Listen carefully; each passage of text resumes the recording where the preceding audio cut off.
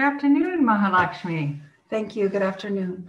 Wonderful. Today was a Monday cooking class with the Good Karma Diet at the Sivananda Ashram, Grass Valley. I'm here with Maha Lakshmi, and today you had an awesome cheese platter that you presented with grapes and all sorts of other crackers. But tell me about the cheese that you brought into the class today.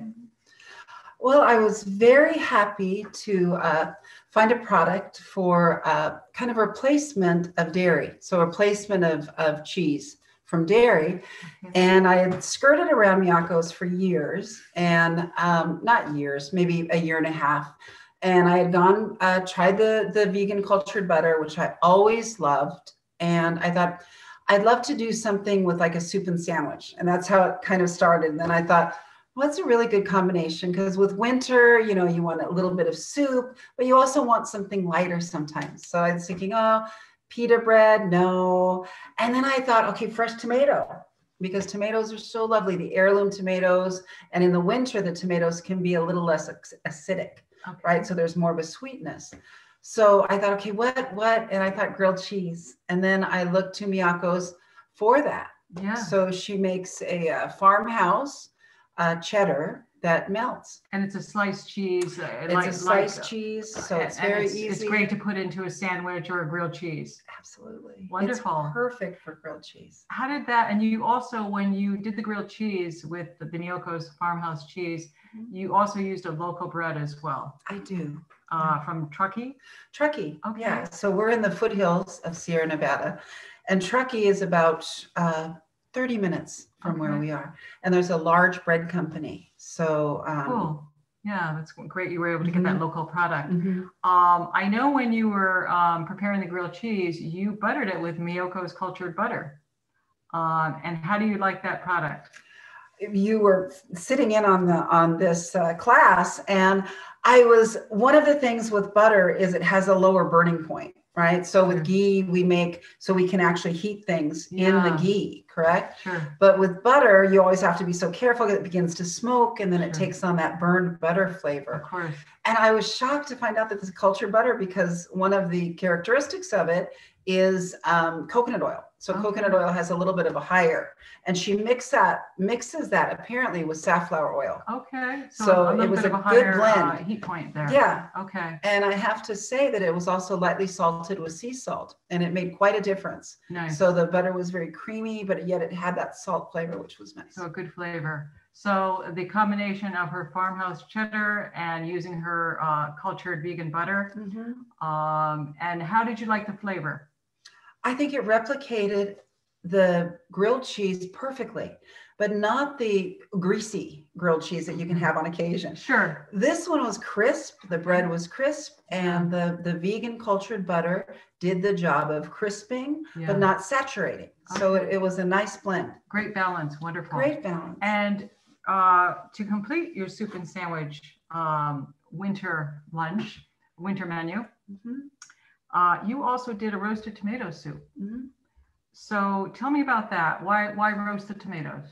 You roast the tomato for the caramelization, right? It brings out the sugar in the tomato. So I chose to use different varieties. I used the Campari. I used cherry tomatoes. I used vine ripened, and then I also added those small the golden pear tomato. Beautiful. So about 2 pounds, and then I just roasted them, with no oil, until they were charred lightly, and you could see the crispiness on the skin. So essentially, you're looking to get a char on the tomato. Any particular reason why you would have that variety of tomatoes? I like the flavor. Okay. Sometimes the tomato soup can get a little mundane when you just bite after bite. Sure. But when you have a variety of the tomato, it brightens the soup in such a beautiful way. That is beautiful. And then, of course, the fresh basil, so that we torn at the end. You added that at the end.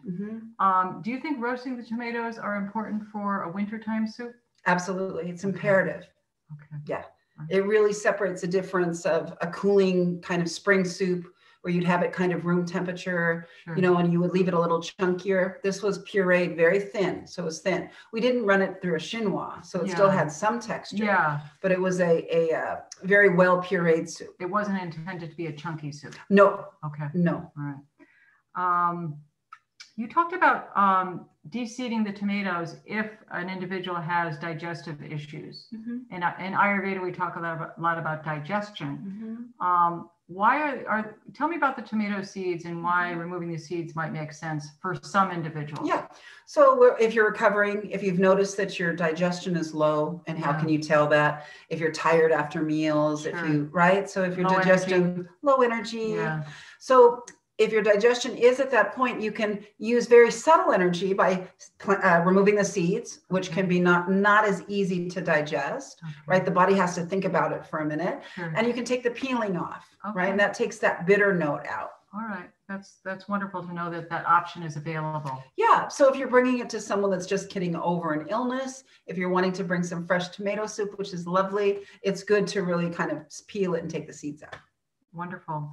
And I know this was a vegan tomato soup. So usually when we're thinking about creamy tomato soup, and this was pureed in the blender, you added a little bit of Miyoko, using Miyoko's cultured butter. I finished it with butter, just for that smoothness. All right. And it just takes a little bit of the tang out. Sure. So you can finish it with a cultured butter, and it was beautiful. And that's very common to finish with a coconut oil, finishing with an oil instead of cooking with it. Right? So you have that great oil onto the body and the skin, but you're not cooking it and making it into a different type of product. Olive oil heats, it turns into something else, and all these oils. Absolutely. That was beautiful. And let's see if there's anything else. You didn't use any dry herbs. You said that the tomatoes really need they can shine on their own. So tell me, would there be a situation where you would use dry herbs? I know you added fresh basil at the end. So if you were going for a grilled cheese and you're making a spring tomato soup, you could add a little thyme. I did add bay leaf. So I added bay leaf, carrot, fresh julienne carrot, celery. So I added some herbs, but I didn't want to detract. I didn't want to detract really from the beautiful tomatoes. Okay, wonderful. And I know also, you had this cheese plate with 3 different varieties of Miyoko's cheese. One of them was a black ash. The other one was herb de Provence. And then the third one, I don't recall the third cheese. The third one was nutritional yeast, and it was sharp cheddar. It was a sharp cheddar. Okay. And they were really beautiful to look at. Yeah, quite stunning. Yeah. And which you want in a good cheese platter. Yeah, absolutely. You want it to be visually attractive. So I think she hits it out of the park in that regard. I have to say, and it just went so well with the typical accompaniments of cheese. Yeah. It really heightened the cheese, which you want in your jam or whatever you're serving with. I mean, the cheese was the star. It wasn't overtaken by any of the accoutrements, which was so nice. Yeah, it was beautiful, beautiful. And did you have a favorite? I liked the ash. I have great memories of France and the goat's cheese there, and commonly it comes in a black ash. So yes. Okay. So I might have had a little bit of food memory with it. Yeah. But the flavor was delicious. I'm not familiar with black ash. What the coating, I assume, is a black ash, or? Yeah, it's coated in black ash. They roll it in black ash. And I don't know what that is. We'll have to check it, but it's very prominent. Beautiful. Yeah. Yeah, absolutely.